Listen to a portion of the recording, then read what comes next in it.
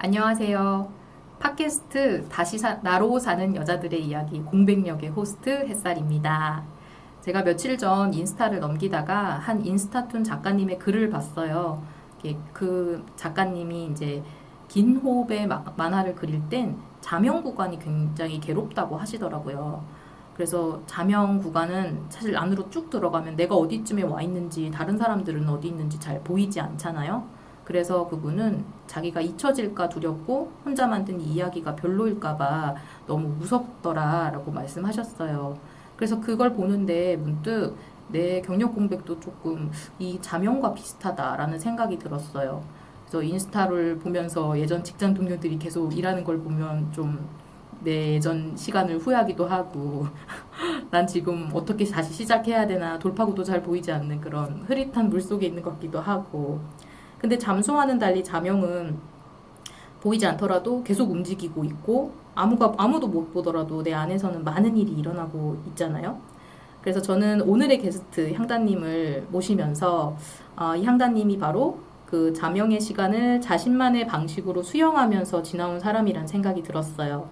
그래서 글도 쓰고 음악도 만들고 다른 사람의 이야기를 듣고 기록하면서 자신의 공백을 하나의 멋진 서사로 만들어 오신 분인데요.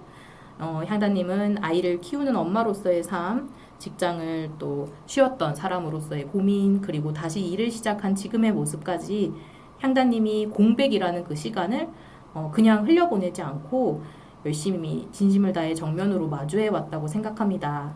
그래서 오늘은 그 시간의 이야기를 향단님의 이 공백력을 함께 들어보려고 합니다. 향단님, 이렇게 와주셔서 감사하고요. 반갑습니다. 네, 반갑습니다. 초대해 주셔서 감사합니다. 네, 제가 이 팟캐스트의 공백력이라는 단어를 처음 말씀드렸을 때는 어떤 느낌이 드셨나요? 사실 공백력이라는 단어가 일상에서 쓰는 용어가 아니다 보니까 공백에 힘이 있을 수 있나? 나의 공백은 힘이 있었나? 이렇게 생각을 해보는 계기가 됐었고요. 저의 경우에는 그 공백이 분명 힘이 있었다라는 생각이 좀 들었습니다. 네. 그 힘을 한번 생각해보는 계기가 되셨다니까 너무 기쁘네요. 저도 공백력이란 말을 처음 만들었을 때 조금 두려운 것도 있었거든요. 나만 이렇게 생각하나? 이런 생각이 들어서 너무 반갑네요. 그래서 제가 이 인터뷰를 제안드렸을 때 어떤 생각이 드셨어요? 우선 저는 그냥 나름 열심히 살아온 시간 정도라고 생각했던 공백의 기간이었는데 그게 뭐 대단히 자랑스럽거나 그런 건 아니지만 분명 변화의 계기를 만들어줬기 때문에 그런 이야기를 어딘가에 할 수 있다는 생각에 굉장히 반가운 기분도 들었던 것 같아요. 네. 저는 이 향단님, 이걸 기획을 했을 때 향단님이 되게 먼저 생각이 났었어서, 그렇군요. 네, 이렇게 향단님을 모셔서 너무 기쁘고, 향단님의 이 변화의 계기를 느끼게 해준 그 공백에 대해서 이야기할 수 있어서 저도 너무 기쁩니다. 그럼 이제 어떤 계기로 경력 공백이 시작되셨는지 한번 얘기해 주실 수 있나요? 저는 일단은 번아웃이었다고 생각을 해요. 그러니까 이제 대학 졸업하고 이제 취업한 첫 직장에서 아이 둘을 낳을 때까지 계속 꾸준히 이제 근무를 했던 케이스인데 어쨌든 조직에서 이제 저는 직급이 올라갈수록 저에 대한 기대치가 커지는데 애 둘을 키우면서 그 기대에 부응하는 게 상당히 버거웠던 것 같아요. 돌이켜서 생각을 해보면 뭐 육아든 회사든 어느 쪽에 욕심을 좀 내려놓고 주변의 도움을 적극적으로 좀 받아가면서 균형을 잡아볼 걸 하는 아쉬움이 남기도 하는데 그때는 그런 생각 자체를 못했던 것 같고 그냥 내가 다 하고 싶고 이건 해야 되는 일인데 잘 안 되니까 약간 어느 날 갑자기 좀 퍼져버렸던 게 아닌가라는 생각이 들어요. 그래서 벗어나고 싶다, 너무 괴롭다, 그래서 도망치듯 그냥 회사를 나왔던 것 같아요. 그걸 얼마나 고민하셨어요? 이걸 그만둘까 말까? 그만둘까 말까는 아이를 출산하면서부터 사실 막연하게 했던 것 같아요. 그런데 현실적인 이유에서 어쨌든 외벌이로서는 이제 가정 경제를 부담하기가 좀 어려우니까 어떤 일이든 좀 해야 하는 상황인데 가장 편한 방법이 사실은 기존에 다니던 직장에 다시 복직을 해서 인정받았던 거 그대로 이어서 조금 더 이렇게 하는 거라고 생각을 했다 보니까 첫째를 낳고도 둘째를 낳고도 계속 고민을 하면서 일을 했던 것 같아요. 근데 뭔가 계속 이제 끈이 팽팽히 당겨지다가 상사에 되게 별건 아닌 말이었는데 그 말이 약간 그 끈을 탁 끊어버린 느낌이었어요. 아. 그래서 그냥 그렇게 지금 당장 내일 얘기해야겠다. 전 그만두겠습니다.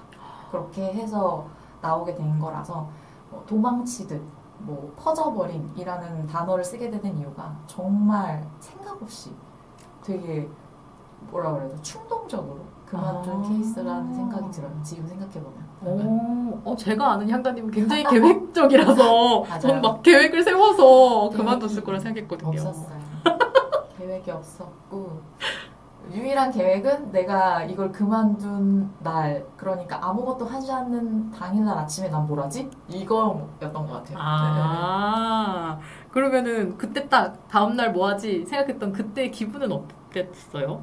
뭐랄까 가장 걱정했던 건 내가 그동안 11년을 어떻게 보면은 학창 시절까지 다 합치면은 계속 쉬지 않고 뭔가를 해왔는데 이제 누가 아무도 나한테 뭐라고 하지 않는 공백이 딱 처음 주어졌을 때 약간 그게 되게 막연하게 두려웠던 것 같거든요.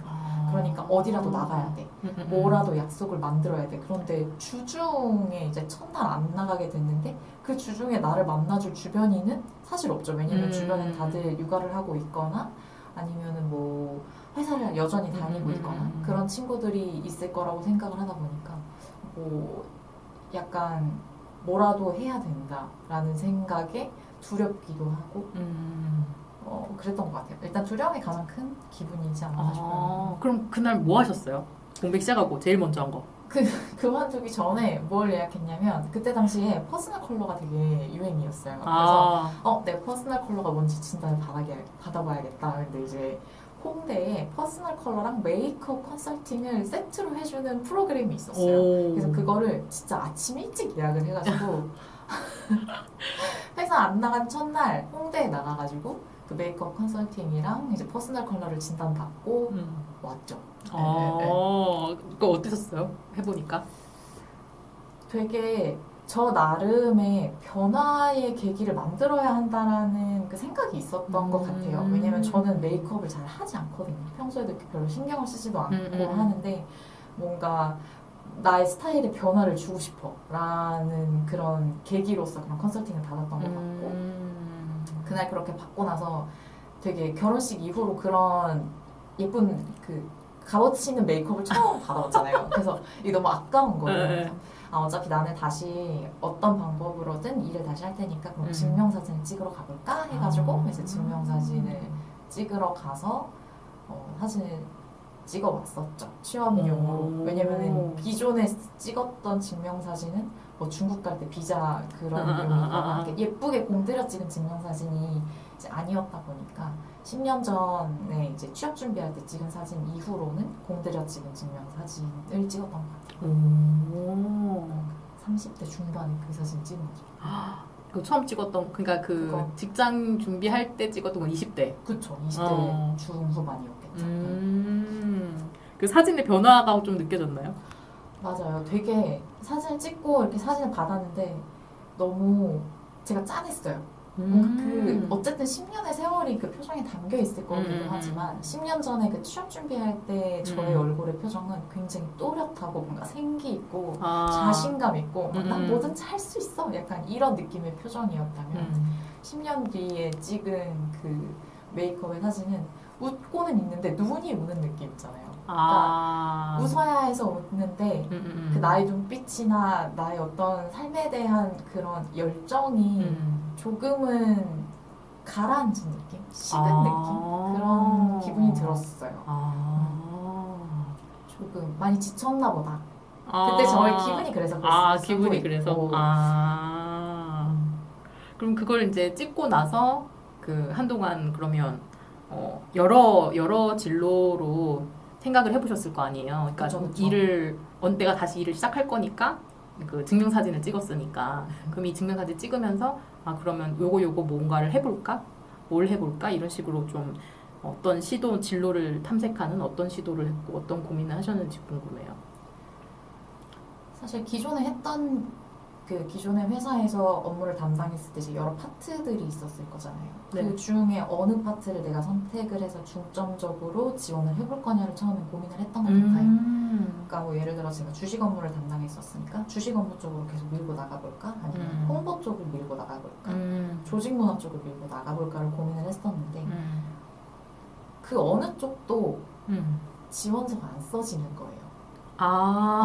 그러니까 어떻게 보면 그 어떤 일도 다시 시작하고 싶지 않은 게 아닐까? 이게 지쳐서일 수도 있지만 그 일을 내가 하고 싶어서 했던 게 맞나? 혹은 해야 돼서 했었던 것은 아닐까? 뭐 그런 생각들을 하면서 고민을 하다 보니까 시간은 굉장히 금방 가더라고요. 그렇게 한 두어 달을 좀 보내다가 일단은 일을 그만두고 나서 중점적으로 생각했던 것 중에 하나는 육아도 내가 조금 어느 정도는 이제 해보고 싶다라는 마음이 있었거든요. 그래서 육아랑 같이 할 수 있는 일이 뭐가 있지를 고민해보면서 이것저것 좀 고민을 해봤는데 사실상 뭐 10여 년을 근무를 하다가 어느 날 갑자기 뭔가를 배운다라는 게 선뜻 하기 쉬운 선택은 아니잖아요. 맞아요. 근데 그런 거 하다 보니까 내일 배운 카드를 막 이렇게 검색하다 보니까 이제 커피 강좌가 있었고 평소에 커피를 진짜 좋아해서 이제 주변 친구들이 뭐 향다야 네 몸에는 피가 아니라 카페인이 흐르고 있을 수 있어 막 이런 얘기를 할 정도로 진짜 커피를 너무 좋아했어서 그래 커피나 한번 배워볼까? 뭐 내가 뭐 오래 쉴 것도 아니고 이거 뭐 돈 많이 드는 것도 아니니까 그냥 한번 배워보자 라고 하면서 이제 그 학원에 등록을 해서 한 세 달 정도 다니면서 이제 자격증을 땄었죠. 자격증까지. 근데 이걸 할 때 되게 거기서 느낀 감각들이 공백기에 되게 큰 도움이 됐다고 제가 저번에 이야기를 들었던 것 같은데 혹시 그 커피를 배우면서 어떤 감각들을 많이 느끼셨던 거예요? 일단은 커피를 그냥 좋아했어요. 그래서 커피를 가리지 않고 다 먹었었거든요. 뭐 편의점 커피, 뭐 캔커피, 신제품 나왔다 그럼 막 사 먹고 뭐 드립 커피도 내려 먹고 에스프레소 기계 머신별로 캡슐별로 막 먹어보고 약간 그랬었는데 그냥 저한테는 이거 맛있다, 맛없다, 이거 좀 신맛 난다 정도로 이제 표현을 했던 것 같아요. 근데 이제 커피 학원에 가서 커피를 전문적으로 배우면서 이 커피가 이런 맛이 났던 이유는 여기에 산지 원두기 때문이구나를 그렇게 배우면서 약간 내가 경험으로 알고 있는 그 감각과 이 알미 이렇게 겹쳐지는 순간에 굉장히 신이 나는 거예요. 처음에는 그렇게 해서 좀 신이 났던 것 같고 이제 실습을 하면서 커피의 향을 맡고 뭔가 그 분쇄도라고 하는데 커피를 어떤 입자의 크기로 갈았느냐에 따라서 되게 달라져요. 근데 그런 것들을 이제 직접 경험을 하다 보니까 어떤 도구로 내린 커피를 내가 좋아하는구나. 그리고 내가 뭔가를 좋아할 때, 어떤 향을 맡았을 때, 어떤 맛을 느꼈을 때, 내가 이런 감각을 느끼면서 좋아하면 여기까지 내가 업될 수 있구나라는 거를 경험했던 것 같아요. 그땐 진짜 어느 정도였냐면 이렇게 잠자기 전에 이렇게 누우면 애기들이 엄마 재밌는 얘기 해줘, 뭐 옛날 얘기 해줘 막 이렇게 하잖아요. 그러면은 그때 막 커피 배우면서 들었던 이야기들 있잖아요. 뭐 예를 들어서 옛날에 커피가 온도가 처음 어떻게 발견이 됐냐면 막 이러면서 어떤 양치기 소년이 있었는데 막 이러면서 그런 얘기를 궁금한데요? 밤에 막 했어요. 그러니까 학원에 한 4시간 수업 받고 와서 저한테서 나는 냄새도 너무 좋고 그 커피 향이 제 몸에 배어있는 것도 너무 좋고 막 애기한테 막 엄마 머리 냄새 맡아 막 커피 냄새 나지? 막 이러면서 진짜 커피에 푹 빠져서 살았던 것 같아요. 그래서 저는 처음 그 생각을 했어요. 내가 뭔가를 좋아하면 그동안은 좋다, 좋다, 약간 그 정도 레벨이라고 생각했는데 이렇게까지 내가 푹 빠져서 약간 진짜 미친 자가 되어 있구나, 커피에. 약간 그 느낌을 이제 몸으로 체득하고 그걸 안 게 딱 그 계기였던 것 같아요. 그럼 그런 그 체득을 한 내가 진짜 이렇게 몰입해서 내가 좋아하는 거에 이렇게 몰입한다는 건 이런 감각이구나 라고 느꼈던 게 그 공백을 보내는데 굉장히 큰 도움이 되었다고 생각하는 이유는 뭐였어요? 일단은 제가 좋아하는 것을 할 때 저의 감각을 느꼈잖아요. 내가 이만큼까지 신이 나고 이만큼까지 업돼 있구나를 느꼈기 때문에 그동안 내가 했던 일들을 다시 되돌이켜서 생각해 봤을 때 아, 그 일은 그렇게 내가 좋아하는 일은 아니었나 보다. 그러니까 해야 돼서 했고 내가 잘하고 싶어서 도전해본 일이기는 하지만 사실은 그렇게 좋아했던 일이 아닐 수도 있겠다라는 자각을 조금씩 했던 것 같아요. 그러니까 좀 분류를 해보게 된 거죠. 이게 머리로는 뭐 와, 저 사람 진짜 멋있다. 저 일 한번 해보고 싶어 해서 도전했지만 나름 재미있었어 라고 말은 내뱉고 생각은 그렇게 하지만 사실 몸은 굉장히 앓는 경우들이 있거든요. 있죠. 이거를 진짜 내가 감각적으로 느끼는 경험이 저는 커피였다고 생각을 해요. 그러면 이 감각들을 느끼면서 그 공백 기간이 한 어느 정도 되셨죠? 지금 재취업하기까지는 한 2년 조금 안 되게 2년 조금 안 되게? 네. 그럼 그 기간 동안 그 감각을 느끼면서 실제로 카페에서도 일을 해보시지 않았어요? 맞아요. 커피가 너무 좋아서 카페 관련된 일을 해보고 싶다. 그러니까 이제 기존에 제가 했던 뭐 주식 업무든 홍보 업무든 이거를 제가 뭐 스타벅스 코리아라던가 뭐 파스쿠치 뭐 관련된 뭐 SPC라던가 그런 데 가서 일을 해볼 수도 있지 않을까라고 생각을 했었는데 그런 데 가서 일을 하려면 일단 현장 경험이 있어야 될 것 같더라고요. 그래서 일단은 그러면 내가 카페에서 한번 일을 해보자라고 해서 카페에서 일을 해봤죠. 아르바이트를 시작을 했었고 그 경험도 제가 약간 일에 대해서 가지고 있던 관점들을 되게 많이 바꿔준 계기가 됐다고 생각을 해요. 어떤 부분이 바뀌었다고 생각하시는데요? 제가 아르바이트를 하면서 처음 이제 커피를 만들 때 기존에 이제 머리로 생각을 할 때는 그냥 에스프레소 잘 뽑아서 넣으면 되고 뭐 우유 섞으면 되고 이제 레시피대로 딱딱딱 하면 되겠지 이렇게 되게 막연하게 생각을 하고 갔는데 실수를 너무 많이 하는 거예요. 처음에 가니까 막 하시라고 써 있었는데 아이스 만들어서 내놨다가 막 매니저님이 그거 아니에요. 이거 다시 보세요. 그리고 뭐 컵 크기도 헷갈려가지고 뭐 헷갈리기도 하고 근데 너무너무 매일매일 가기가 싫은 거예요. 그러니까 그 일을 너무 갑자기 실수가 너무 잦으니까 이제 사람이 이제 좀 자존감이 낮아졌다고 해야 되나요? 나 안 맞는 것 같아. 약간 이거 내가 해서 뭐 이제 완전 깎아내리는 거죠. 이제 내려치기, 알바 내려치기. 아니 너무 재밌는 커피인데. 그냥 나는 커피를 좋아하고 즐기는 거지. 내가 이렇게까지 고생을 해야겠어? 막 이런 생각을 하면서 안 하고 싶다가 문득 떠올랐던 그 장면이 뭐였냐면 제가 대학교 다닐 때 1학년 때 이제 햄버거 가게 알바를 했었어요. 네. 햄버거 가게 알바를 했었는데 그때 이제 빅맥 버거여가지고 빵이 3장이 들어가거든요. 근데 이제 처음 와가지고 그 빵을 잘못 서빙을 해가지고 중간 빵 2개, 어떤 분은 이제 아랫빵 2개를 드시게 된 거죠. 네, 제가 헷갈린 거예요. 여러 개를 같이 만들다 보니까. 그랬더니 이제 어떤 고객이 와서 컴플레인을 건 거죠. 이거 빵이 좀 이상해요. 이렇게 했고 죄송합니다. 다시 만들어 드릴게요. 라고 하고 매니저님이 들어와서 이거 빵 잘못 나갔대요. 라고 했어요. 근데 저는 그게 너무 부끄러워서 그 다음날 그냥 안 갔어요. 알바를. 저 그냥 안 맞는 것 같아요. 저 일이 생겨서 이거 못하겠어요. 라고 하고 나서 아르바이트는 그 햄버거 가게 아르바이트는 그만두고 그 뒤로 운 좋게 또 이제 과외하는 알바가 생겼어요. 그래서 과외, 학원 이쪽으로 이제 계속 경력을 쌓아가면서 대학교 다닐 때 저희 용돈벌이는 거의 대부분 이제 교육을 하는 일에 머물렀던 것 같아요. 근데 그때 그 일들을 하면서 제가 했던 생각이 뭐였냐면 역시 나는 약간 몸 쓰는 건 안 맞구나. 나는 약간 이렇게 뭔가 사람들한테 가르치고 이런 일이 나한테는 맞나 봐. 약간 그런 생각을 하면서 이제 다녔던 것 같거든요. 근데 카페 알바를 하면서 막 실수를 하는데 제가 그때 햄버거 가게 알바를 3일 했거든요. 3일 하다 도망친 그 장면이 딱 떠오르는 거예요. 카페 알바를 하는데 실수를 딱 하는 순간 가기 싫다고 생각하는 순간 맞다 나 20살 때도 이랬었는데 그날 딱 들면서 굉장히 부끄러워졌어요. 그러니까 저한테 그 경험은 부끄러운 경험이거든요. 나의 실수를 인정하지 않는 경험. 그래서 이번에는 좀 달라야 되지 않을까? 나는 이제 어른이니까. 그래서 조금 더 부딪혀 보기로 하고 계속 또 참고 이제 계속 일을 나갔던 것 같아요.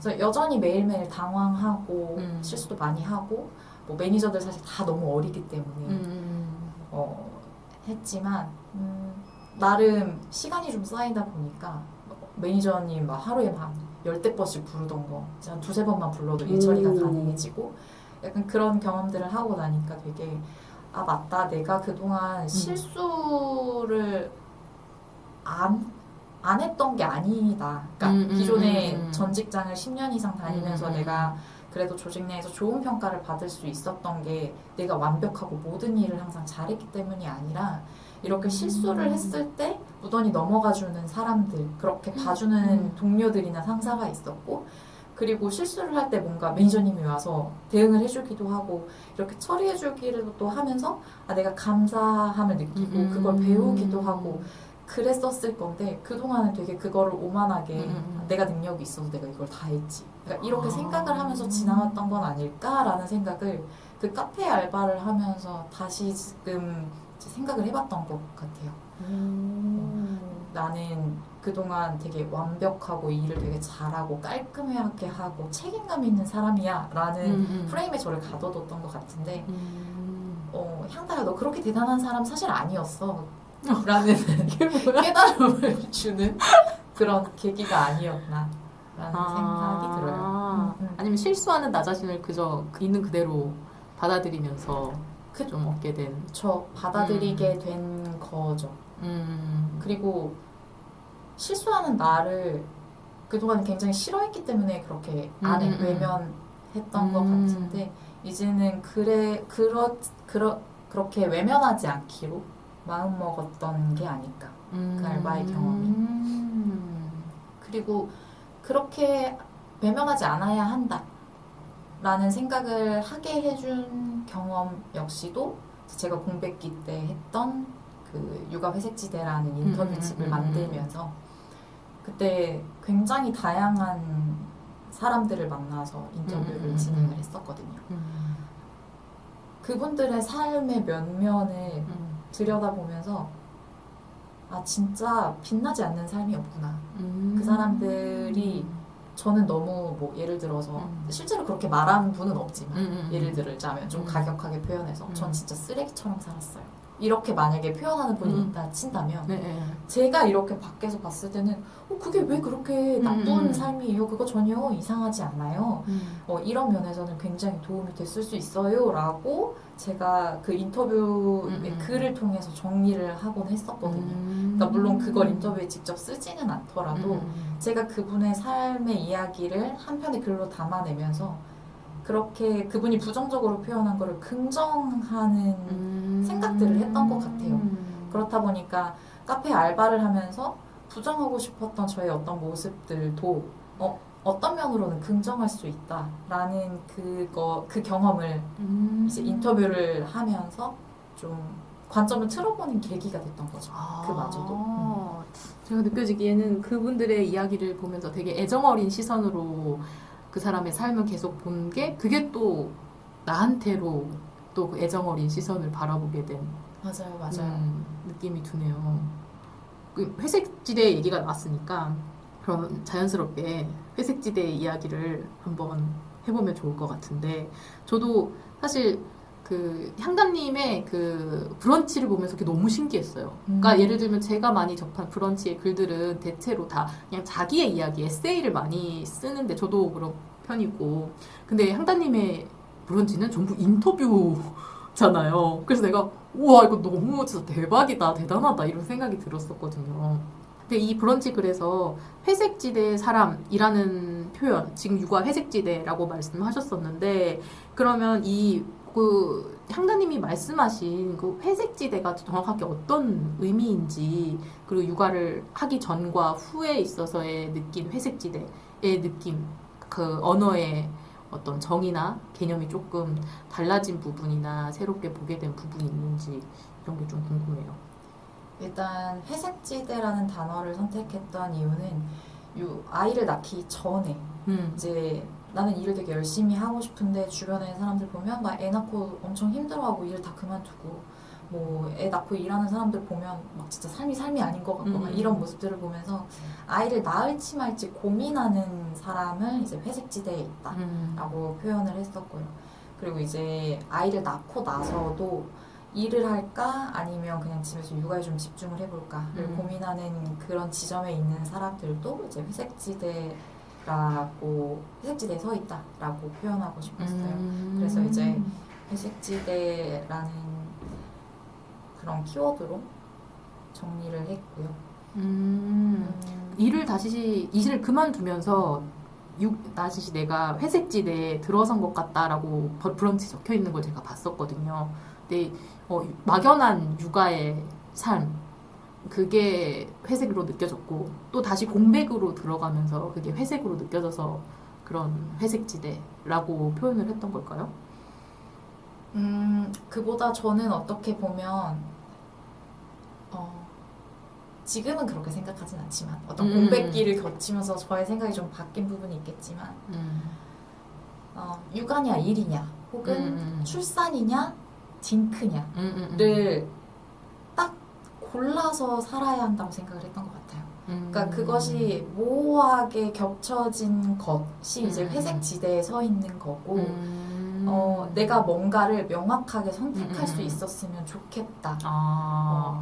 내 이 모호한 상황, 무언가 선뜻 선택하지 못하는 이 상황이 굉장히 괴로워서 그 괴로움을 회색지대에 서 있다라고 표현을 했던 것 같아요.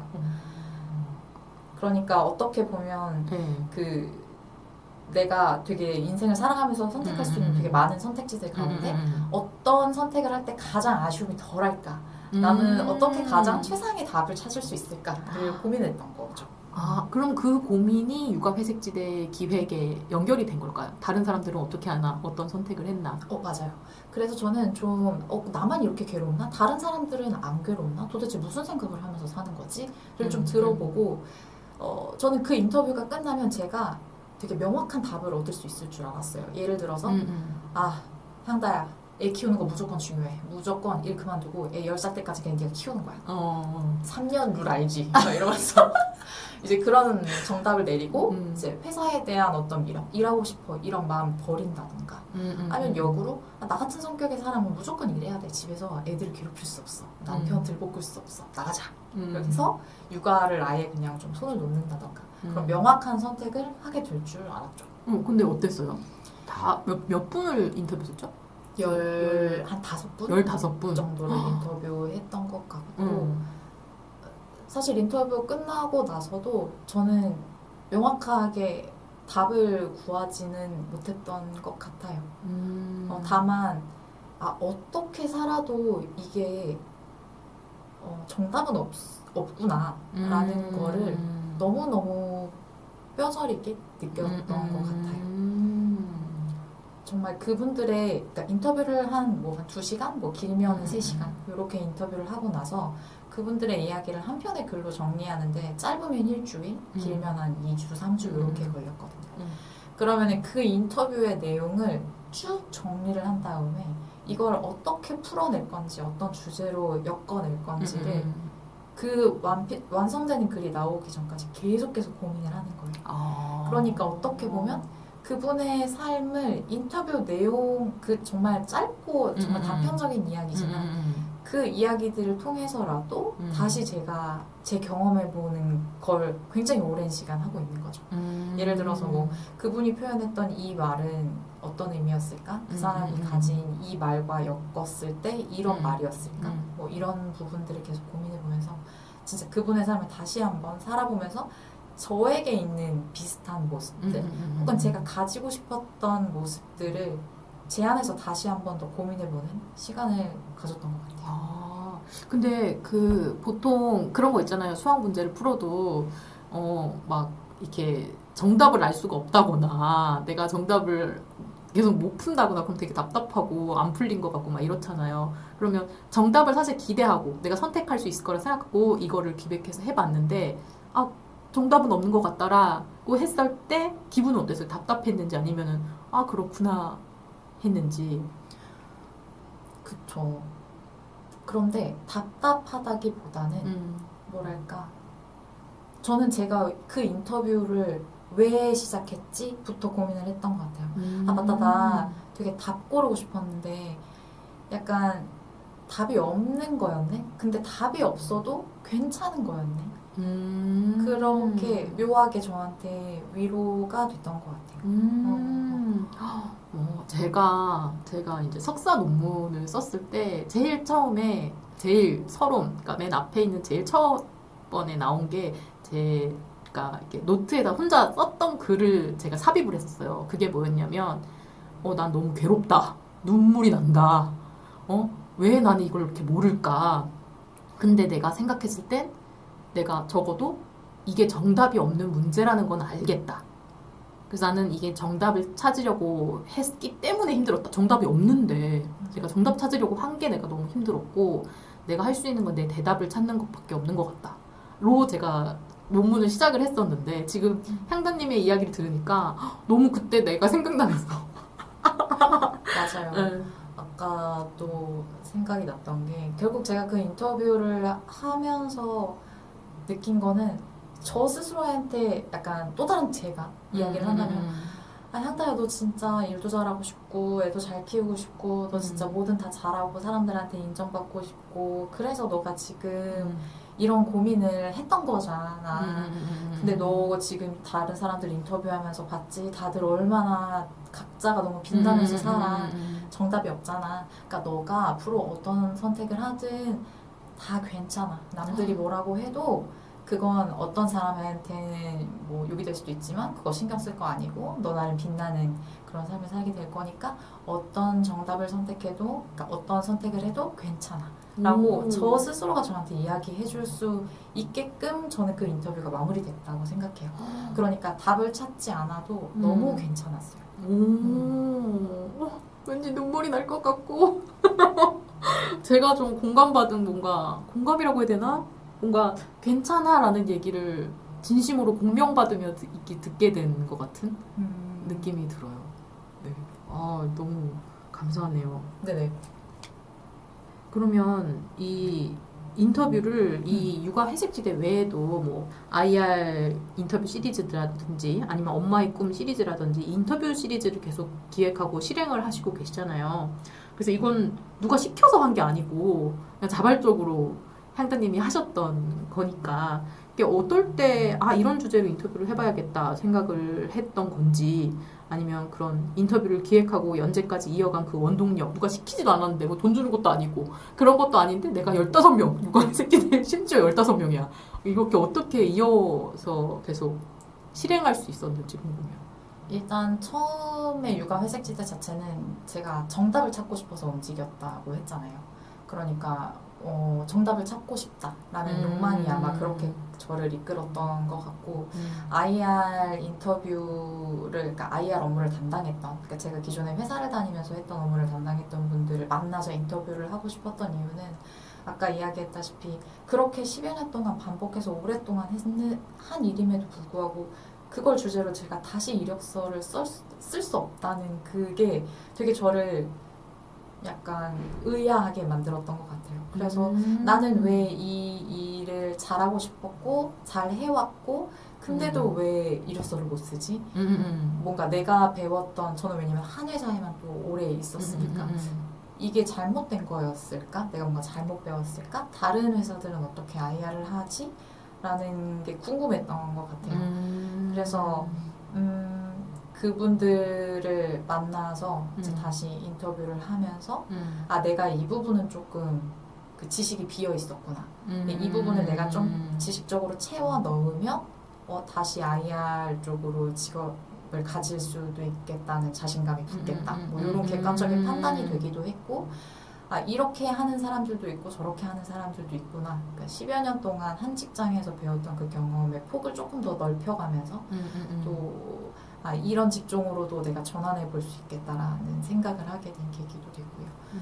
그러니까 어떻게 보면은 제가 선택하는 주제들, 인터뷰를 하기로 선택하는 주제들은 굉장히 저의 욕망에 기인한 거죠. 내가 해결하고 싶은 문제. 엄마의 꿈 같은 경우도 내가 나이를 먹었을 때도 내가 하고 싶었던 꿈들. 그러니까 저는 어떻게 보면 공백기를 거치면서 내가 이걸 좋아한다고 생각했는데 그게 아니었네. 아, 이게 내 꿈이었다고 생각했는데 그게 아니었네. 라는 감각들을 또 느끼기도 했거든요. 그래서 나이를 더 많이 먹으면 뭔가 그분들이 이루지 못했던 꿈들이 아쉽진 않을까? 약간 그런 생각들을 했던 것 같아요. 그래서 정말 육아를 다 끝내고 본인의 일을 하든 하지 않든 하시는 나이든 거의 막 5060 세대분들의 이야기들도 담아보면 의미 있지 않을까라고 생각해서 그것도 이제 해야겠다라고 생각을 했었죠.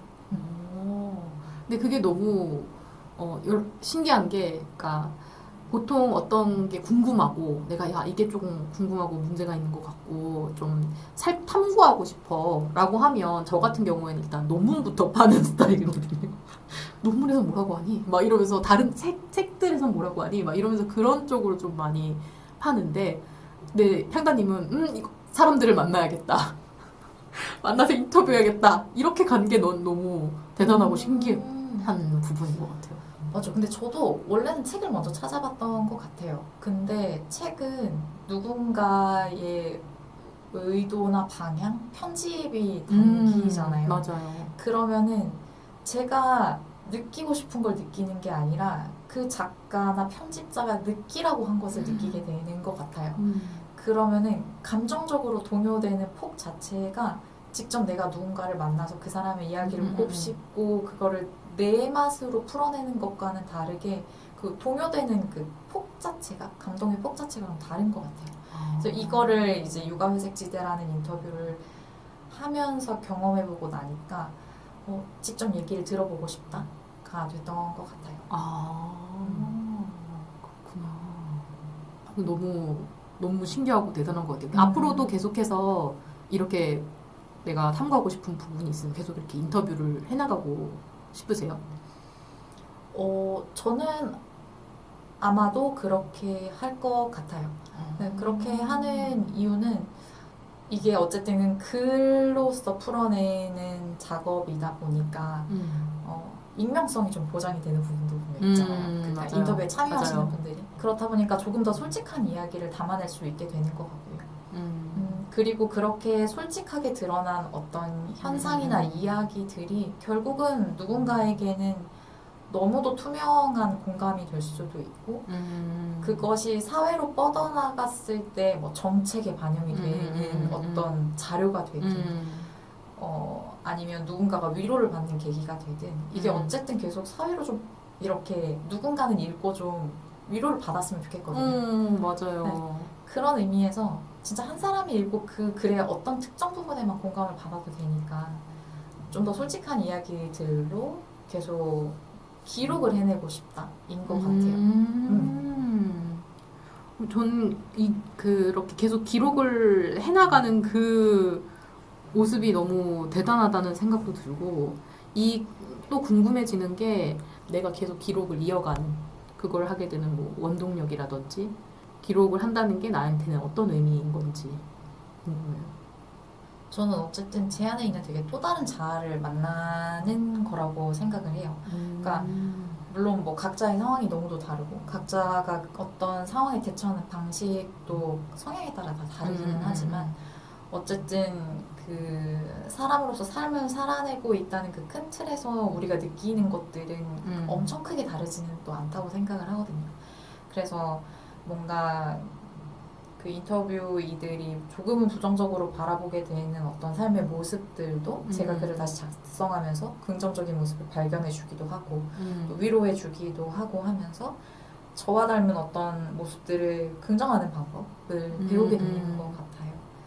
그래서 내 또 다른 자아를 만나서 위로하고 긍정하는 느낌이 좋아서 저는 아마 인터뷰를 계속 하게 되는 것 같고 앞으로도 계속 할 것 같고요. 앞으로의 기록도 너무 기대되고 늘 응원하고 있습니다. 저는 그리고 그 또 다른 이제 방면에서 향다님이 했던 이야기 중에 저한테 되게 도움이 많이 됐던 이야기가 있어요.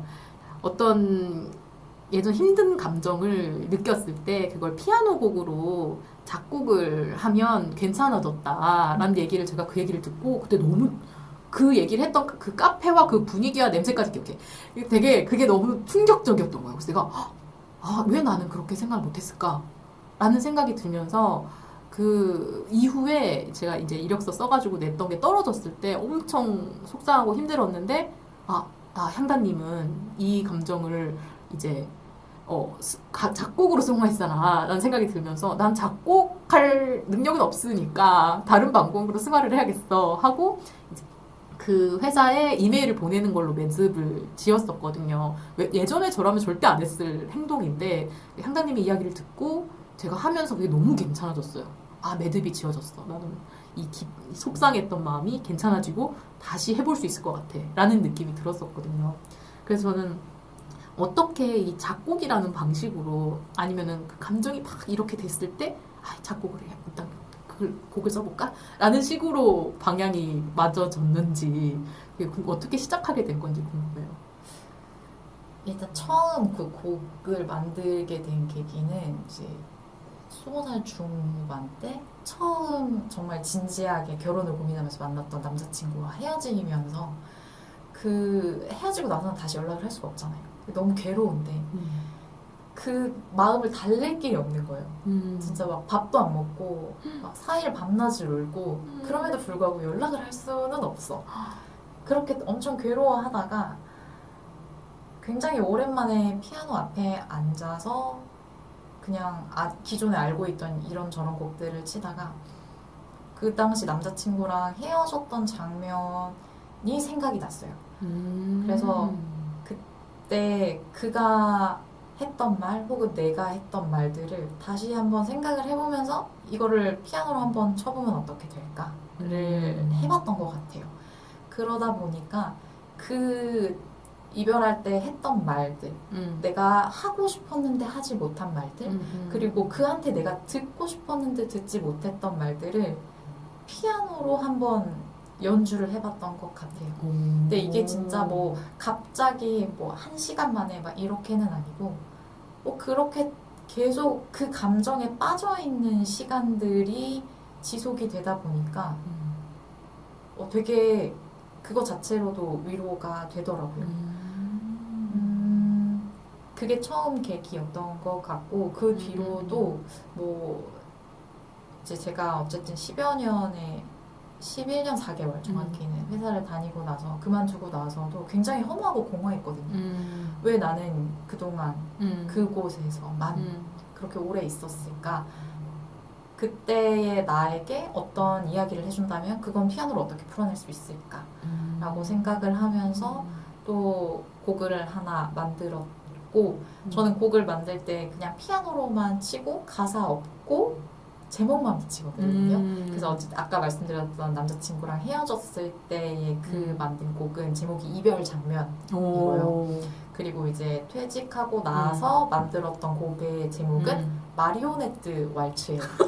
제가 굉장히 마리오네트처럼 회사에서 마리오네트처럼 그러나 굉장히 우아한 줄 알고 춤을 추며 살지 않았나 라는 느낌이 들었어서 그런 곡을 만들었죠. 그리고 그런 의미에서 되게 뭐랄까 곡을 만드는 작업 자체가 제가 그 감정에 완전히 푹 빠져있게 하는 거라고 생각해요. 근데 일상을 살아갈 때 저희가 감정적으로 그렇게 매몰되어 있을 시간이 없어요. 맞아. 바쁘다 현대사회에서는 일단 슬퍼. 아니 지금 슬퍼할 시간 없고 지금 당장 픽업 가야 돼. 지금 당장 출근해야 돼. 야 지금 맞아. 막 이렇게 되는데 뭔가 시간을 내서 피아노를 통해서 그 감정을 계속 쏟아붓는 것. 뭐 윤주님이 아까 말씀하셨던 그 이메일을 쓰는 일도 내가 그것에 떨어지고 나서 내 감정이 어땠는지를 계속 생각을 하면서 그 메일을 써내려 봤을 거란 말이에요. 그러니까 내가 내 감정을 의도적으로 직시하고 그것을 바라보는 시간을 강제로 만든 거라고 생각을 해요. 근데 그게 우리한테 너무 중요한데 못하고 사는 것 같아요. 왜냐면 현대사회는 우리를 가만두지 않아요. 바쁘다. 네, 바쁘다 현대사회는 그 감정에 매몰되어 있는 걸 나약하다고 여기고 조금은 부정적인 시선으로 바라보죠. 그런데 분명 어느 일에 있어서는 필요한 일인 것 같아요. 감정적으로 내가 뭘 느꼈지, 어떤 생각이 들었지, 조금 뭐 내 몸의 감각이 어떻지 이런 것들을 의도적으로 좀 생각을 하고 직시를 하면서 살아야 되지 않나.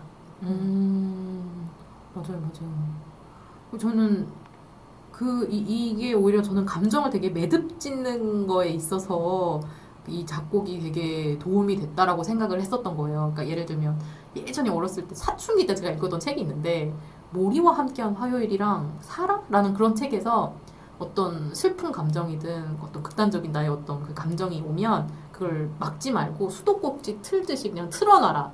아니면 모리님은 그냥 그 속으로 푹 빠져들어라 라고 얘기를 했었는데 저는 방점을 이걸 끄는 쪽에 방점 아니면 치고 올라오는데 방점을 찍었는데 오히려 지금 얘기를 들어보니까 충분히 틀고 충분히 빠지는 거기에 되게 중요한 것이 담겨 있겠구나 그런 생각이 드는 것 같아요.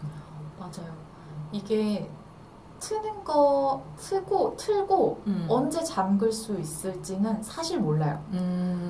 왜냐면은 그러니까 정말 감정은 수도꼭지 비유가 적절하다는 생각이 드는 것도 감정은 계속 흐르거든요.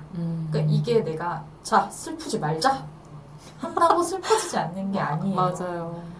내가 슬프구나를 알고 그래 진짜 슬펐다 진짜 슬펐어 하다 보면 어느새 괜찮아져 있어요. 그러니까 그게 흐르기 때문에 그러는 것 같거든요.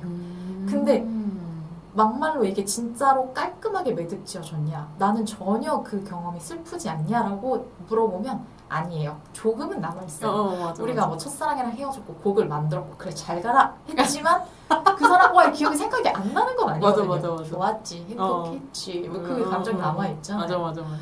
회사를 그렇게 끝내고 나와서 마리오네트 할지 그래 난 마리오네트였어 했지만 그럼에도 불구하고 그때 뭐 그랬었지만 그게 그때 느꼈던 감정들이 여전히 남아있단 말이에요. 근데 내가 맞아. 그래 내가 그런 감정을 느꼈었지라고 바라봐주는 행위 자체가 충분히 주어지는 맞아. 게 너무너무 중요한데 우리는 그걸 잘 못하고 살기 때문에 바라봐주지 않으니까 진짜 그 애처럼 나 슬픈데 왜 안 바라봐줘 슬프다고 하고 계속 우는 느낌이지 않을까. 정말 시간을 써서 정성을 다해서 너 정말 슬펐고 너 얼굴 슬펐어 해주면 괜찮아져요. 어느 순간에는. 그래서 저한테 작곡은 그런 의미에서 굉장히 나의 어떤 감정들을 의도적으로 보살피고 되돌이켜보는 돌봐주는 행위였다라는 생각이 들어요. 아이를 비유로 하니까 갑자기 어제 계속 짜증내며 울었던 아이에게 울지 말라고 한 게 내가 잘못한 것 같아. 근데 그건 좀 다르기도 하죠. 지금 울 때야? 그게 울 일이야? 하게 되죠. 그래도 이제 우리가 알았으니까요. 맞아요. 그래도 어쨌든 충분히 울 시간을 줘야겠구나. 갑자기 문득 그런 생각이 드네요. 네. 그 향다님의 브런치에서 제가 또 읽었었는데 그때 예전에 자기를 워킹맘 향다라는 걸 되게 자랑스럽게 여겼던 그 시절이 있었다라고 적혀 있었거든요. 그래서 이제 다시 이제 공백이 2년 정도 공백을 가지셨다가 다시 일을 시작을 하셨잖아요. 그 예전과 지금에 있어서 그 워킹맘 향다라는 그 이름의 무게나 감정이 혹시 달라진 부분이 있는지 궁금해요. 분명히 달라진 점이 있는 것 같아요. 예전에 워킹맘이었을 때는 저를 되게 이상적인 위치에 놓고 있었던 것 같아요. 나는 일도 잘하고 돈도 잘 벌고 아이들도 굉장히 최선을 다해 돌보고 그런 사람이야 라고 생각을 했어서 뭐든지 다 잘하려고 했던 것 같아요. 심지어는 그 아이를 전적으로 돌봐주셨던 친정 엄마가 느끼는 어떤 좌절감 같은 것까지도 제가 다 케어를 하려고 했어요. 그래서 예를 들어서 아이들이 느낄 감정까지도 케어를 하고 싶어 했는데 예를 들어서 애들이 뭐 놀이터에 갔는데 나만 할머니랑 나오고 나만 엄마가 없었어 라고 얘기를 하면 옛날에는 그게 너무 속상하고 같이 막 애보다 더 슬퍼서 그걸 어쩔 줄 몰라 하고 그랬던 것 같아요.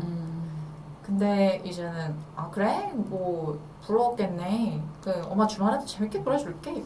약간 이렇게 하게 되는 게 저의 현실을 알고 왜냐면 나는 일을 안 할 수 없는 상황이기 때문에 일을 나가야만 하고 아이가 이런 점에서 속상할 수는 있지만 그래도 내가 다른 걸로 이 속상함을 달래줄 수 있지 않을까라는 방법들을 좀 더 현실적으로 받아들이게 되는 것 같고요.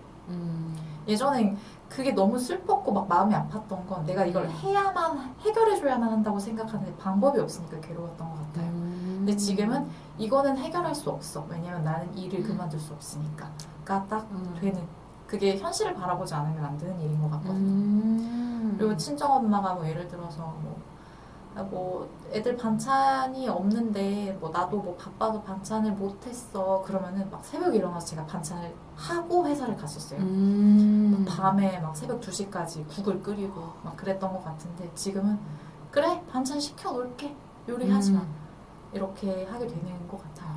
그러니까 조금 저의 에너지가 이전에는 무한대다, 내가 좀 더 노력하면 좀 더 잘하면 할 수 있을 거다라고 생각했던 것들을 지금은 좀 나도 에너지가 한계가 있지, 이건 내가 할 수 있는 것 없는 것, 이건 좋아하는 것 좋아하지 않는 것, 뭐 하고 싶은 해야만 하는 건 하지 않아도 되는 것들을 구분하는 게 생긴 것 같아요. 근데 그게 구분하는 게 생겼다라는 게 어쨌든 공백기 전과 공백기 후의 나에 비교되는 부분이잖아요. 그럼 그게 구분하게 된 건 이 공백기의 어떤 시간이나 축적된 것에서 좀 발견하게 된, 아니면 성장시킨 부분인 걸까요? 저는 그렇다고 생각하는 게 아까 그 인터뷰 초반에 말씀드렸던 커피, 그러니까 내가 이성적으로 이건 이거야 라고 언어를 통해서 받아들이는 그 생각 말고, 와 내가 이 향을 맡았을 때 내 심장이 이만큼 뛰는구나, 그러니까 이걸 몸으로 익힌 것, 그리고 내가 그 감각을 가지고 사람들을 만나서 감정적으로 동요되고, 작곡을 하면서 내가 감정적으로 이만큼 빠져보고, 알바를 하면서 이만큼 좌절해보고, 그 감각들이 결국은 다양한, 이렇게 말하면 어떻게 들릴지 모르겠지만 다양한, 너 되게 별거 아니야, 너 그렇게 잘나지 않았는데 그렇게 잘나지 않아도 괜찮아, 사람들 다 각자의 모양대로 그냥 그렇게 다들 살아, 그러니까 너도 그냥 그렇게 흐르듯 평범하게 너가 느낄 수 있는 소소함들을 느끼면서 너의 심장이 뛰는 걸 느끼면서 그렇게 살아도 돼 라는 감각을, 저는 그 공백기가 저에게 줬다고 생각을 해요. 그래서 아까 인터뷰 초반에 말씀하셨던 그 자명을 이야기하셨을 때도 그치, 그 자명 구간은 상대가 어떻게 가는지 보이지 않지, 그래서 두려울 수 있지. 근데 수영 선수는 먼저 도착하는 게 목표잖아요. 근데 제가 만약에 그 자명 구간에 지금 들어가서 수영을 해야 하는 그 당사자의 입장이라면 와, 물살이 내 몸을 이만큼 빠르게 타네, 내 발바닥이 간지럽네 라는 감각을 느끼면서 와, 나 지금 수영한다, 나 지금 자명한다, 약간 그런 기분을 느끼면서 갈 것 같아요. 그러니까 뭔가 그동안 그 공백기를 갖기 이전에 저는 야 가자, 저기다, 달려! 이렇게 갔었다면 지금은 제가 어디로 갈지도 사실 모르겠고요. 어디로 가는 게 옳은지도 모르겠어요. 근데 어디로 가도 괜찮을 것 같아요. 그게 저는 공백기가 준 저의 힘? 공백력이라고 생각해요. 1년에 제가 겪었던 공백기 동안 겪었던 그 과정들이 저에게 그런 말을 해주고 있는 것 같아요. 그 따지고 보면 그렇잖아요. 제가 공백기를 가지지 않았으면 제가 자명할 때 발가락이 간지럽네, 내 물살이 이렇게 타는 거, 그러면 주변에서 빨리 안 달려? 너 지금 장난해? 막 이랬을 거라고요. 근데 공백기에 있는 사람은 충분히 그래도 괜찮잖아요. 내가 한 달이 걸리든 2달이 걸리든 나를 좀 돌보는 일에 시간을 쏟아도 주변에서 뭐 물론 가족들은 뭐 일부 괴로울 수는 있겠지만 뭐 그래도 저를 정말 진심으로 사랑하고 위해주는 사람이라면 저 사람이 저렇게 자신의 힘을 다시 회복해가고 있구나를 지켜봐줄 수 있을 거라고 생각해요. 그래서 그렇게 나를 좀, 내 몸의 감각들을 깨우고 그것들이 살아있음을 느끼고 그래서 어디로 가도 괜찮다라는 느낌을 갖는 것, 그 기간을 충분히 나에게 주는 것이 저의 공백력이었던 것 같아요. 너무 마음이 평다님의 이야기를 들으면서 저한테도 괜찮아 이렇게 얘기를 해주는 것 같은 느낌이 막 드는 것 같아요. 저도 예전에 솔직히 이제 향단님의 공백기에서는 저는 너무 이런 많은 것들을 해내셨다 이라고 전 생각했었거든요. 왜냐면 그러니까 팀원들을 만나서 이 일을 하기 전에는 난 드라마만 보고 내가 볼 수 있는 모든 이렇게 아이들을 케어한 다음에 내가 좀 번아웃처럼 이렇게 됐을 때는 그냥 정말 드라마만 봤거든요. 계속 드라마, 예능, 내가 볼 수 있는 건 다 봤어. 그러면서 중국 드라마 재밌으니까 중국어를 공부할까? 막 이러면서 계속 그런 식으로 사실 시간을 보냈다 보니까 남는 게 없는 느낌이 되게 많이 들어서 나를 되게 시간을 허비하고 있고 허비하는 나 자신이 되게 싫고 이래서 어떻게 일을 다시 시작하나 싶고 막 그런 나를 공격하는 일이 되게 많았거든요. 그리고 그건 드라마를 보면서 쉬는 것도 아니었어, 사실. 그냥 재밌긴 한데 머릿속에 남지는 않고 근데 그냥 거기에 내가 머물러 있는 것 같은 그런 느낌? 그런 느낌이 되게 많이 들었어서 향단님이 이렇게 기록하고 쌓아온 걸 보면서 왜 나는 그렇게 못했지? 라는 생각이 들어서 또 나를 이렇게 공격했거든요. 근데 오히려 이제 또 향단님의 이야기를 들으니까 그냥 그 시간은 어떻게 보면 또 나를 돌봤던 시간일 수도 있다. 내가 그것밖에 할 수 없었던 건 그거를 해야지 내가 살아갈 수 있었으니까 내가 드라마를 봤던 거야. 나 자기 합리화해야 했나요? 그것이 어쨌든 지속적으로 생존에 도움이 됐기 때문에 그걸 했을 거라고 생각해요. 근데 뭔가 의도적으로 약간 제가 뭐 감히 진단을 할 수는 없지만 예를 들어서 드라마를 봐요. 나 또 드라마네. 너무 쓸모없는 하루를 보냈어. 이게 괴롭잖아요, 사람이. 그러면은 왜 이게 괴롭지? 하면서 그 괴로움을 좀 들여다보면 그래 내가 일은 하고 싶은데 일을 할 수 있는 환경은 안 되고 약간 이렇게 좀 고민을 해보게 되잖아요. 근데 그 고민하는 것마저도 사실은 엄청난 에너지가 드는 일이에요. 근데 그 고민할 에너지를 내가 나한테 주지 않으면 그냥 몰라 하고 이렇게 제껴버리게 되는 거죠.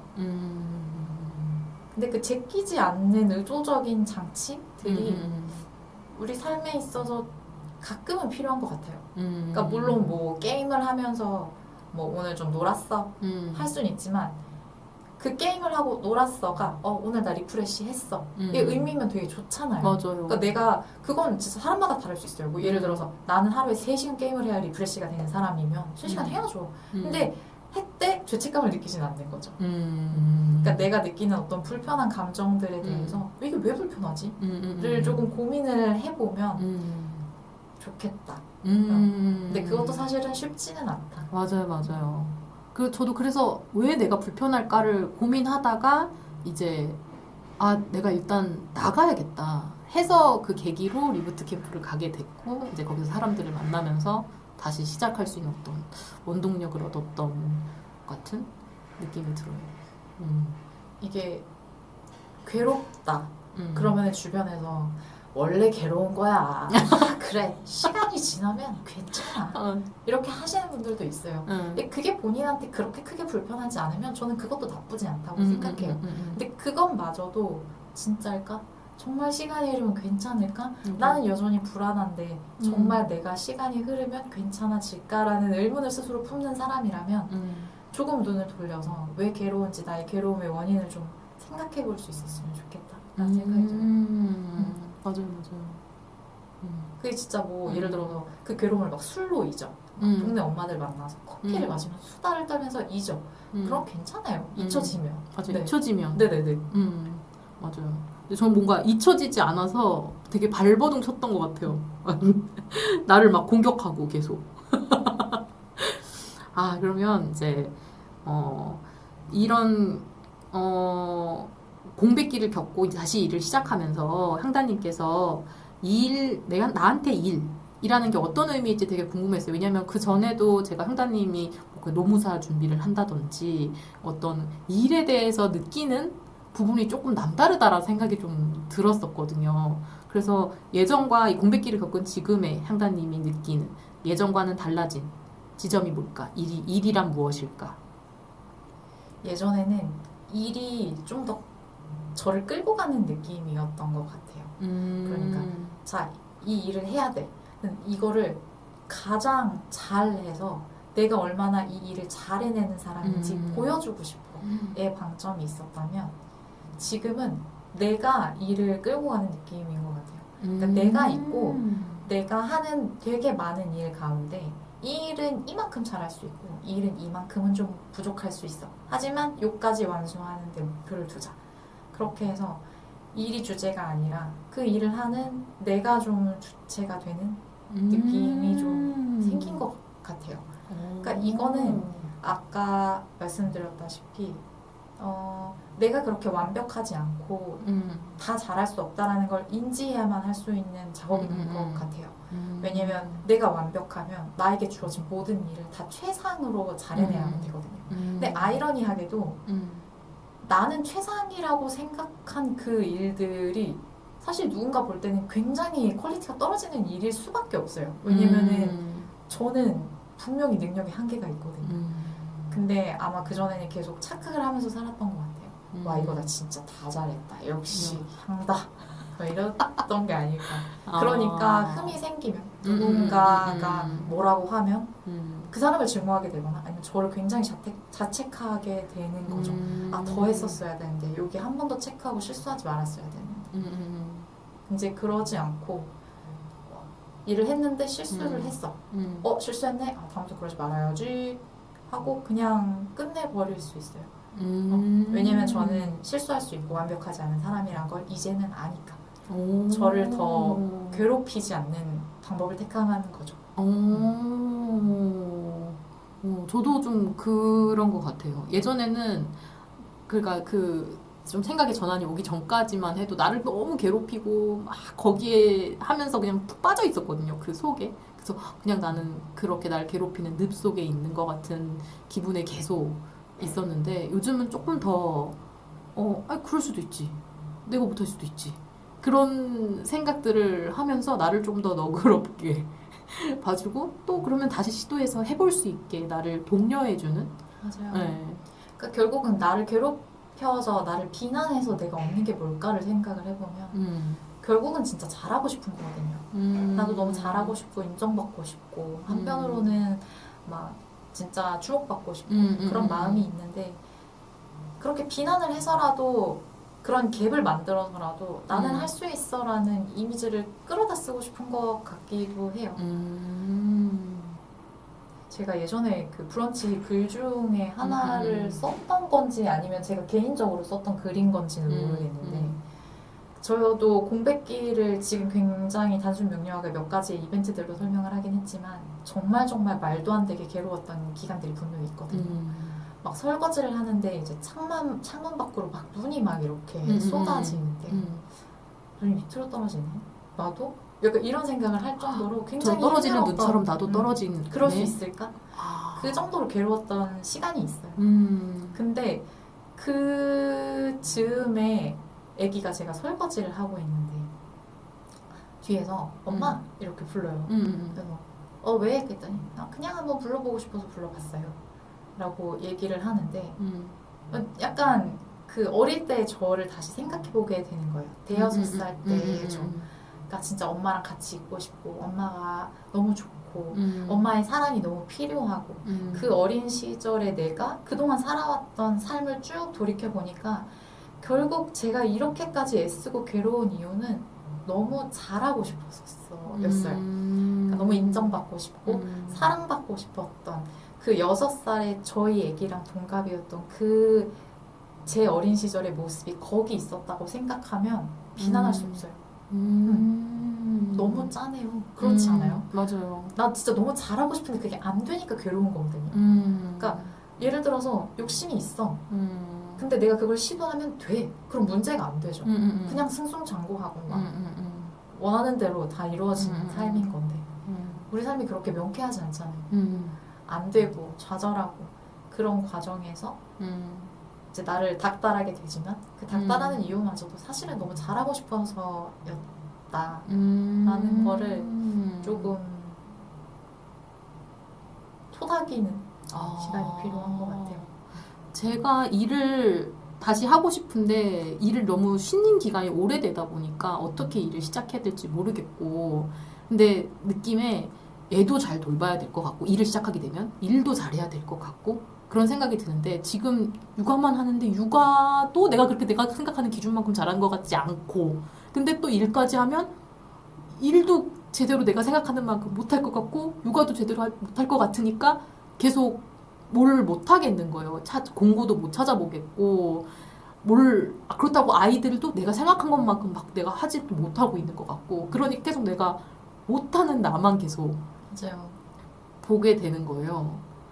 그러니까 아이들한테 그러니까 육아를 잘한다 혹은 일을 잘한다의 기준도 어느 정도는 생각을 해놓는 게 좋은 것 같아요. 뭐 예를 들어서 육아를 잘한다를 아이들한테 충분한 시간을 쏟는다에 둘 건지 아니면 충분한 돈을 쓴다에 둘 건지 아니면 아이들과 특정 시간대에 이만큼의 마음과 정성을 쏟는다로 둘 건지 그러니까 비교하면 너무 갭이 크거든요. 그러니까 우리가 육아를 잘한다고 여기는 사람들 보면 막 주말에 막 좋은 데 가서 막 놀아주고 막 그런 게 만약에 잘하는 거라고 생각한다면 주중에는 진짜 그냥 뭐 쳐다도 안 보고 돈만 벌고 주말에 가서 돈 쓰고 시간 쓰고 뭐 이렇게 할 건지 아니면은 나는 그렇게까지는 못하겠고 그냥 주중에 저녁에 자기 전에 2시간은 온전히 얘들한테 집중해서 얘들의 이야기를 듣고 이 온 마음 내가 진짜 애들을 좋아하는 이 사랑을 나의 육아의 방식을 애들한테 전해줘야지 그러니까 그 진정성을 내가 느끼면 돼요. 사실 애들은 맞아. 내가 주고 싶은 만큼 줘도 다 못 받잖아요. 우리가 우리의 부모한테 그랬듯. 그래서 그냥 내가 마음이 편한 만큼 내가 세운 기준만큼 준다고 생각을 해야 되는 것 같고 회사 일도 회사는 끊임없이 저한테 뭔가를 바라죠. 이것도 해줬으면 좋겠고 잘하네 이거 더 해봐 하지만 일단은 받지만 이것까지는 내가 좀 뭐 약간 해서 좀 뭐랄까 덜 한다던가 다 잘할 필요 없고 뭐 주말에 나와줄 수 있어요? 라고 하는데 주말에 내가 애기들이랑 약속이 있어 그러면 그냥 집에서 한번 처리를 해볼까요? 그러니까 다 내가 나의 편안함을 위해서 할 수 있는 선택들을 해보는 거죠. 그리고 뭐 예를 들어서 옛날에는 뭐 회사가 말하는 그런 잘됨 임원 달고 야 너 파트장 달았으니까 왜 팀장 달아봐야지 뭐 최초의 여성 임원 한번 돼봐야지 막 이러면 거기에 막 바람 들려가지고 저분처럼 달리는 거야 막 이랬는데 지금은 한번 해야지 뭐 가야지 막 이러면은 예 이러고 웃지만 속으로는 너 나가 난 안 가 나 임원 안 해 주말에 골프 안 쳐 이렇게 저 나름의 기준들이 생기면 그 공격이 들어와도 제가 상처받지 않을 수 있는 거죠. 그러니까 외부의 요청을 네. 저 나름의 바리게이트로 유연하게 쳐낼 수 있어요. 왜냐면 저는 흔들리지 않을 수 있으니까. 제 기준이 있으면. 기준이 있으면 맞아요. 내가 중요하다고 생각하는 가치가 뭔지를 아는 게 그렇게 기준을 세워서 흔들리지 않고 흔들리더라도 그냥 나로 있을 수 있는 맞아요. 방법이 되는 것 같다는 생각이 드네요. 향단님 얘기 들으니까. 그리고 지금 얘기 들으면서 과거에 나한테 되게 위로를 해준 느낌이 들어서 너무 감사해요. 그럼 이제 마지막에 하는 이제 공통 질문으로 이제 마무리를 하려고 하는데요. 그 경력 공백을 시작하던 다시 회색지대로 진입하는구나 했던 그 컬러 뭐고 컨설팅 받고 사진을 찍었던 나에게 지금 그 사이를 모두 지나온 내가 해주고 싶은 말이 있다면 어떤 말을 하고 싶은지 궁금해요. 만약에 진짜 이전에 저를 놓고 이야기를 한다면 이제 그동안에 향다대가 어떤 목적지에 다다르기 위해서 달리고 주어진 미션들을 내가 잘하고 있는지 아닌지를 판단하기 위해서 달렸다면 공백기를 지나는 동안은 어디로든 달리는 내 발이 너무 아프진 않은지 숨이 턱끝까지 차올라서 당장 쓰러질 것 같지는 않은지 그렇게 나를 감각하고 느끼면서 걸었으면 좋겠다. 그리고 그렇게 나를 살피면서 걷다 보면 나한테 가장 편안한 속도와 호흡으로 더 오래 즐겁게 어디로든 나아갈 에너지를 얻게 될 거니까 나만의 속도와 호흡을 찾아보자. 아무도 뭐라고 하지 않으니까 충분히 느끼고 찾아봐 라고 얘기를 해주고 싶어요. 지금도 찾아가고 있으신가요? 찾으셨나요? 찾아가고 있는 중인 것 같아요. 그런데 이제는 아는 거죠.